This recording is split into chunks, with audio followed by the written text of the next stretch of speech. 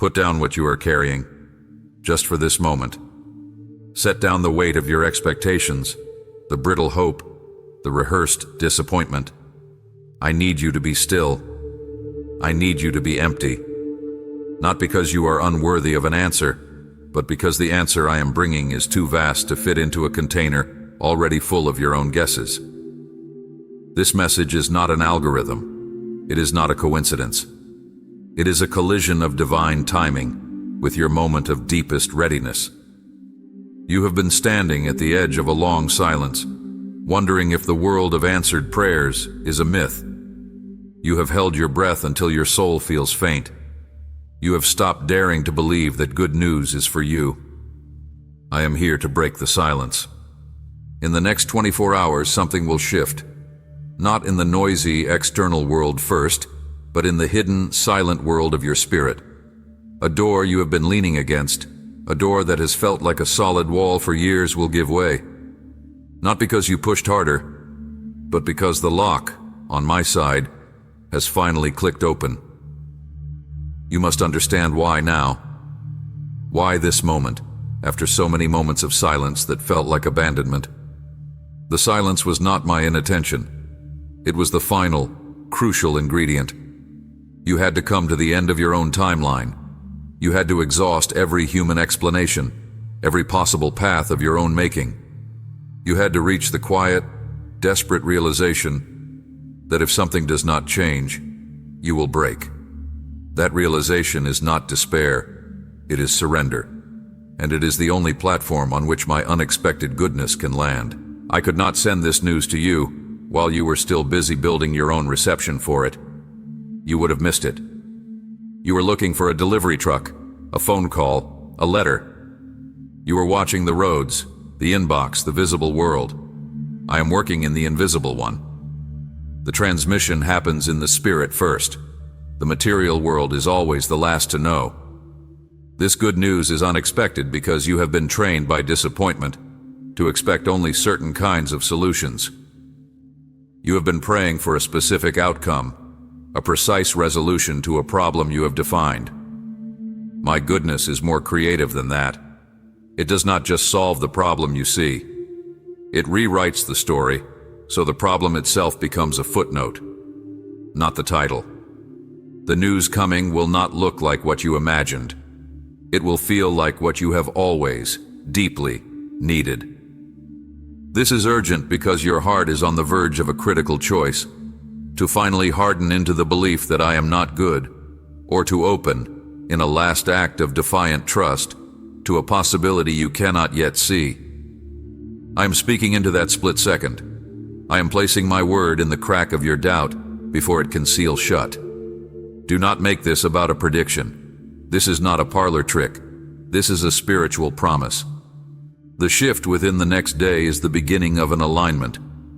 It is the first domino falling in a chain of events that has been meticulously arranged, out of your sight, during all these silent months. You thought nothing was happening. I was building a delivery system for a blessing that your old life could not have supported, that your old heart could not have recognized. The next 24 hours are about your perception. The event itself may be subtle to the outside world, but to you, it will be a flare in the night sky. It will be the first coherent word in a language you have been hearing only in syllables. It will make sense of the waiting. It will not feel like a reward for patience. It will feel like the reason for it. But first, you must do the most difficult work. You must calm the frantic energy of your expectation. Do not spend these hours scanning the horizon like a sentry. That is an act of fear, not faith. You will miss the whisper looking for the shout. Instead, I need you to become very quiet inside. Create a chamber of trust. Let the noise of your own demands settle. The good news is coming. It has already been sent. Your part is not to hunt for it, but to become the kind of person who can receive it. This is the end of the long night. The dawn is not a theory, it is a certainty. But the color of the sky at first light will surprise you. It always does. You are holding your breath. You are watching the clock. You are measuring the hours, the minutes, listening for a knock, staring at a screen, waiting for the external signal. This tension will blind you. This anticipation will create so much noise in your soul that you will mistake the echo of your own hope for the event itself, or you will miss the arrival entirely because it does not sound like your expectation. I need you to understand the mechanics of this moment. The good news is not an object traveling through time toward you. It is a reality that has always existed in the realm of my promise, now intersecting with your timeline. The shift is not in the event, but in the veil that separates you from perceiving it. For the next 24 hours, that veil is being lifted, thread by thread. The light has been there. You are being given new eyes. Why couldn't I explain this earlier? Because you were not looking for light. You were looking for a specific key to a specific door. You were focused on the lock. I needed to redirect your gaze to the fact that the entire wall is an illusion. The good news is not a key. It is the realization that you are already in the room you have been begging to enter. You just needed the light to see it. Think of the prisoner who dreams of a key. One day they wake to find the door of their cell standing open. It was unlocked all along. They were so fixated on the fantasy of a key, they never thought to try the latch. The years of waiting were not about the guard bringing the key. They were about the prisoner overcoming their own belief that the door was impenetrable. The freedom was always available. The shift was in their courage to believe it. Your waiting has been that process. I have been dismantling the prison of your perceptions. The delay was not in my delivery. It was in your readiness to accept that the delivery could come in any form, even a form you had not considered, from a direction you had ruled out. The missed signs were not failures of my communication. They were previews you misinterpreted. That sudden feeling of peace last week, in the middle of the storm, that was not denial. That was the good news, testing your spiritual receptors. You dismissed it as a moment of numbness, that strange, unexpected favor from an unlikely person a month ago. That was not a random kindness. That was the good news, demonstrating its routing system. You thanked them, but you did not thank me, because you did not see the source. I have been sending the signal for months. You have been tuning your radio to only one frequency, listening for one specific song. The static you heard was my transmission on 1,000 other channels. In the next day, your receiver will finally broadband. You will hear the song. It will be the same song I have always been playing.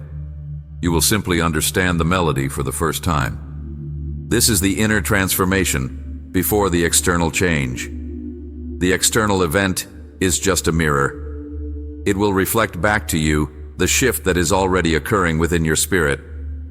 If I gave you the external event first, without this internal recalibration, you would destroy the blessing with your old mind.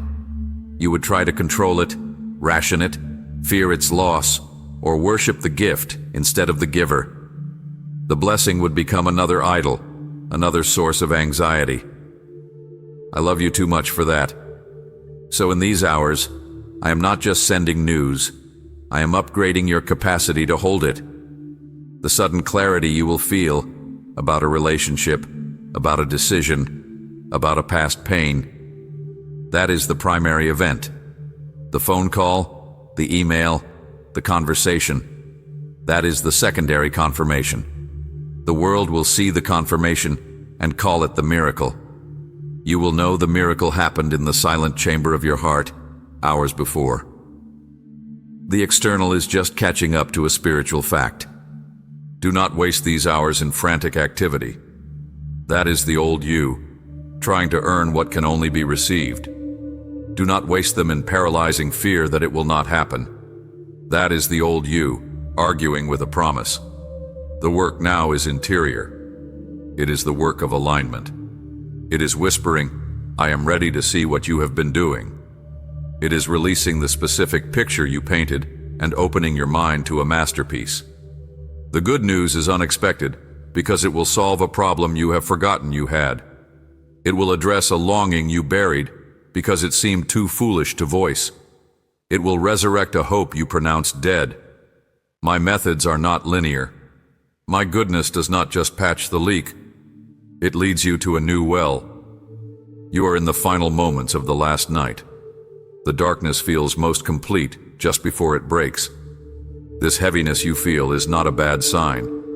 It is the weight of the old world, the old story, the old you, preparing to slide away. It is the feeling of a cocoon dissolving. The struggle is not your enemy. It is the sign of imminent emergence. Turn your eyes inward. Watch for the shift inside you. The first sign will be a sudden, inexplicable release of a specific fear. A fear you have carried for years, that has shaped 100 of your choices, will simply lose its charge. It will feel like a knot, deep inside your chest, coming undone on its own. That is the first domino. When that falls, everything else will begin to move. The clock is not a threat. It is a rhythm. Breathe with it. Trust the process you cannot see. A resistance is rising in you. A voice, cynical and sharp, forged in the fires of past disappointments. It is saying, do not hope. Hope is the prelude to a greater pain. Protect yourself. Lower your expectations. That way, if nothing happens, you will not break. I must confront that voice with you. It is not wisdom. It is a trauma response. It is the scar tissue of a heart that has loved and lost, that has believed and been let down, that has trusted the wrong things. It poses as a guardian, but it is a jailer. Its sole purpose is to keep you safe in a cell of manageable disappointment, because the risk of a monumental hope feels like a threat of annihilation. I am asking you to do the most courageous thing you have ever done. I am asking you to hope specifically now, not in a general, vague way, but to allow a specific, childlike expectation to form in your heart again, to uncap the well you sealed shut. This is the final stronghold I must help you breach. The good news cannot land in a heart fortified against its arrival. You believe that by hoping, you are setting yourself up for a fall. You are correct. You are. You are setting yourself up for a fall into my hands. The net you are afraid will not be there is my own faithfulness. It has been there all along, beneath every previous fall. You just mistook the gentle catch for the hard ground. You thought the lesson was to stop jumping. The lesson was to learn who was catching you. The silence of the past was necessary to let all other nets fail. People, plans, your own strength. I let those nets tear so you would stop trusting in them. So you would know, in your bones, that the only reliable net is me. Now I am asking you to jump from the cliff of your cynicism, not because the net has suddenly appeared, but because you have finally learned it was there all along. The jump is your hope. The free fall is your trust. This is why the news is unexpected. It is arriving on the other side of this internal jump. It is the destination of your faith, not the prerequisite for it. You have been waiting to see the good news before you would risk hope. I am telling you to risk hope in order to perceive the good news. The sequence feels backwards to your logic. It is the fundamental law of my kingdom. Believe, then see. Look at the fear you are holding. It is not a fear that I am powerless. It is a fear that I am powerful, and I might choose a goodness that disrupts your entire worldview. You have built a life, a personality, around surviving disappointment. You have become an expert in managing lack. If I flood you with goodness, who will you be? The identity of the one who waits, who endures, who carries on despite. That identity feels safe. The identity of the one who receives, who celebrates, who walks in abundance, that feels unfamiliar and terrifying. You are afraid of the blessing. I understand. This is the deep work of these hours. I am not just delivering a message. I am delivering you from the prison of your own low expectations. The locked door was never my will. It was your belief that you did not deserve more, or that I was not willing to give it. The good news coming will feel, at first, like a disruption. It will not slot neatly into the life you have. It will require rearrangement. It will demand that you make space. It will ask you to let go of the familiar ache you have carried, the companion of your suffering. You have grown used to its weight. Its absence will feel like a new kind of emptiness. This is the mercy and the warning. I am telling you, the change you have begged for will itself be a change you must choose to accept. Do not look for the news only in gain. Look for it in a sudden, radical simplification. Look for it in a burden lifted that you thought was yours to carry forever. Look for it in a perspective so shifted that a problem which felt mountainous now appears as a molehill. Look for it in the expiration of a season. The end of something is also good news. Your human impatience wants a transaction, a prayer in, a blessing out. My divine timing is weaving a tapestry. The thread of this next 24 hours is the bright golden strand that will make sense of all the darker threads that came before. Without them, the gold would have no contrast. It would not shine. You needed the dark threads. You did not enjoy them, but they were necessary for the beauty of what is now being revealed. So in these moments, do not fight the rising hope. Let it rise. It is not a naive child. It is a defiant warrior, the truest part of you that still remembers its origin in me. That hope is my spirit within you, agreeing with my promise. When you feel that flutter, that what if, do not crush it. Water it. Say yes. Even if your mind argues, let your spirit speak a syllable of consent. The shift is not happening to you. It is happening within you. The external world will simply manifest what has already become true in the spiritual realm. Your hope is the catalyst. It is the final alignment. The night is darkest just before the dawn. This inner conflict, this battle between hope and fear, is that final, deepest dark. I am here in it with you. The good news is not just an event. It is the evidence of a partnership. You are learning to hope with me, not just for a thing from me. The door is unlocked. Walk toward it. The act of walking is your hope. You are in the stillness now, the eye of the storm. The frantic energy has burned itself out, and you are left in a quiet so profound it rings in your ears. This is not emptiness. This is readiness. The chamber of your heart has been cleared of the clutter of your own desperate scenarios. It is swept clean. It is waiting. This quiet is the most important sign. It means your soul has stopped arguing and has begun to listen. The static is fading. The signal is coming through. I want to tell you about the nature of this good news. It carries a specific frequency, a resonance. It will not feel like winning a lottery.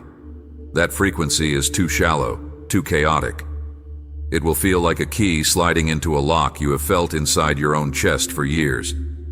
It will feel like a deep, harmonic click. A sense of things settling into a place you did not know was empty. It will be recognition. You will look at a person, a piece of information, an opportunity, or a simple moment of clarity, and you will know. You will not need to convince yourself. A deep cellular knowing will rise up and say, "This is it. This is the thread." It will feel less like something new and more like something remembered, like finding a piece of a puzzle you forgot you were holding and seeing exactly where it fits in the picture of your life. This is why everything was hidden until now. The pieces had to be scattered. You had to lose them. You had to search in the wrong places. You had to give up. Because the moment of assembly, the moment where the scattered pieces are revealed to be a coherent whole, that moment carries a revelation about my nature that you could not have learned any other way. You will see my hand, not in giving you a finished picture, but in having held the blueprint all along, guiding each lost piece back to its place. The good news is often the end of a mystery, the resolution of a question that has haunted you, not with a loud answer, but with a quiet dissolution of the question itself. The problem ceases to be a problem. because you are given a new perspective from which to view it. The prison door was always open. The good news is the fresh wind that makes you turn your head and see it. Do not be alarmed if the first feeling is disorientation. When a long-standing pressure is removed, the body sways. When a constant noise ceases, the silence is deafening. You have defined yourself in relation to a struggle. Its easing will feel, momentarily, like a loss of identity. This is the mercy and the warning. I am telling you, the news will heal you, and healing can feel like a gentle unraveling before the stronger weave is restored. You have prayed for a change in circumstance. I am delivering a change in vision. With the new vision, the old circumstances will either transform or fall away, but they will lose their power over you. This is the core of the good news. You are being given your freedom back. Not the freedom of easy living, but the freedom of a liberated perception. You will see options where you saw dead ends. You will see purpose where you saw pain. You will see my fingerprints where you saw only chaos. The next several hours are a birthing canal. There is pressure. There is a sense of being between worlds. There is a necessary primal push. Breathe through it. The urge to tense up, to resist, will be strong. You must do the opposite. You must soften. You must allow. You must trust the process you cannot control. This is the divine timing in its most intimate expression. It is synchronized not to a calendar, but to the final maturation of a seed within you. That seed is a truth about my love for you. It has been growing in the dark soil of your waiting. It is now breaking through. The good news is the first green shoot of that truth breaking the surface of your lived experience. So wait, but not as a prisoner waits for a verdict. Wait as a pregnant mother waits for a child, with a sense of awe at the process, with a focus on breath, with a knowing that the outcome is life, but the timing of the final push is in the hands of a wisdom deeper than her own. The news is coming. It is traveling the last few inches from your spirit to your mind, from the unseen to the seen. The transition is almost complete. Stay soft. Stay open. Listen for the click. The veil is at its thinnest. You are standing on the threshold between two worlds, the world of waiting and the world of fulfillment. The air here is charged with a potential that makes your skin prickle. This is the moment of divine tension, where my promise and your perception are aligning, filament by filament, into a single, incandescent light. There is a temptation now to reach back, to grab for the familiar shape of your old longing, to try to sculpt the incoming goodness with the tools of your past understanding. Resist this. You are not a potter at a wheel anymore. You are the clay, being reshaped on the wheel. The spinning may feel dizzying. The pressure of the hands may feel immense. But the hands are mine. The form is one I have always seen within you. The good news will not answer every question. It will make the questions that matter irrelevant. It will not fill every empty space in your life. It will reveal that some of those spaces were meant to remain empty, not as wounds, but as ventilation shafts for my spirit to move through you. You wanted a full house. I am giving you a temple with open doors. Remember the story of your life as you have told it to yourself. It is a narrative of lack, of delay, of a blessing always on the horizon. In the next hours, a new chapter title will be written, not by your hand. The ink will be the light of a new understanding. You will look back at the previous chapters, and the punctuation will have changed. The periods of despair will become commas. The confusing sentences will reveal a subordinate clause leading directly to this moment. The plot twists you cursed will unveil themselves as necessary turns to avoid a dead end you never saw coming.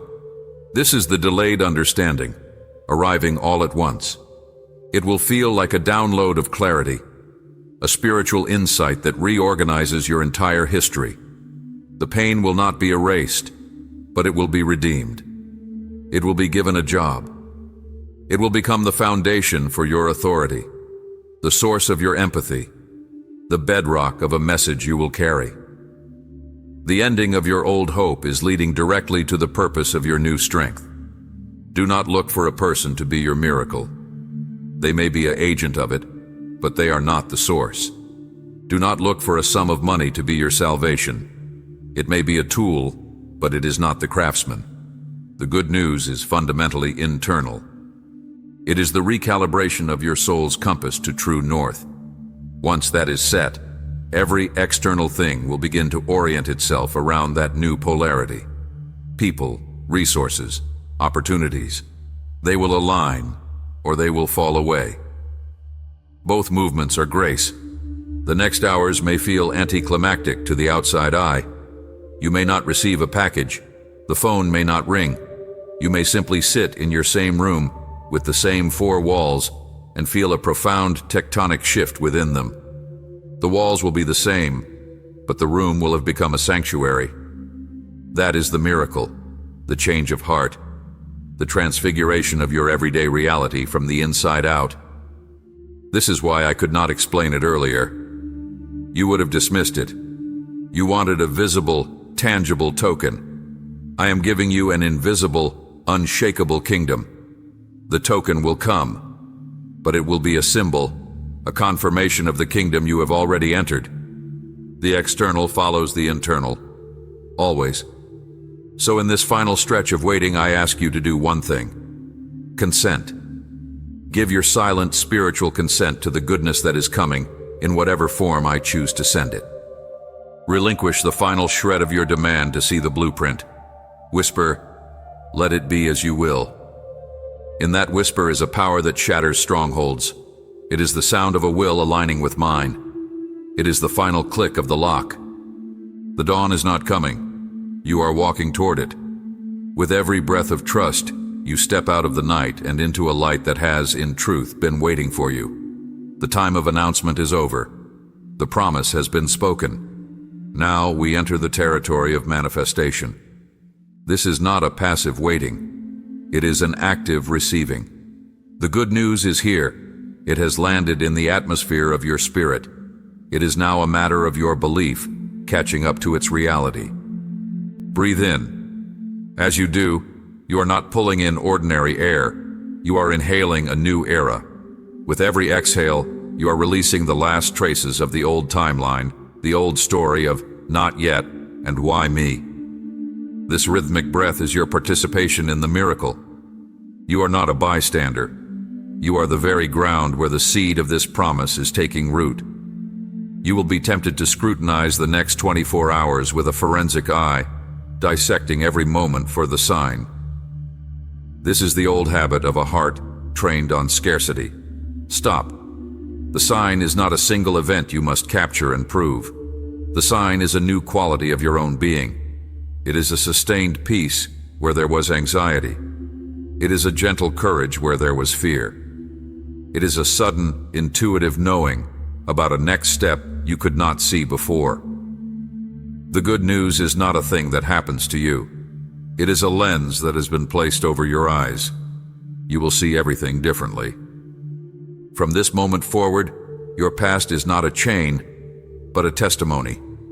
Each wound, now healed, becomes a word in a language you will use to heal others. Each delay, now understood, becomes a note in a song of divine timing you will sing over those who are still waiting. This is the purpose that was hidden in the pain. The good news is not an escape from your story. It is the empowerment to tell it as a story of redemption. Do not build a shrine around this moment. Do not try to preserve the feeling. I am not giving you a museum piece to admire. I am giving you a current to step into. This goodness is moving. It is dynamic. It will flow through you and out into a world that is parched for it. Your hands, which have been empty and open in supplication, will now be filled so that they may become conduits. You will give from the overflow, not from the reserve. The waiting is officially over. Amen.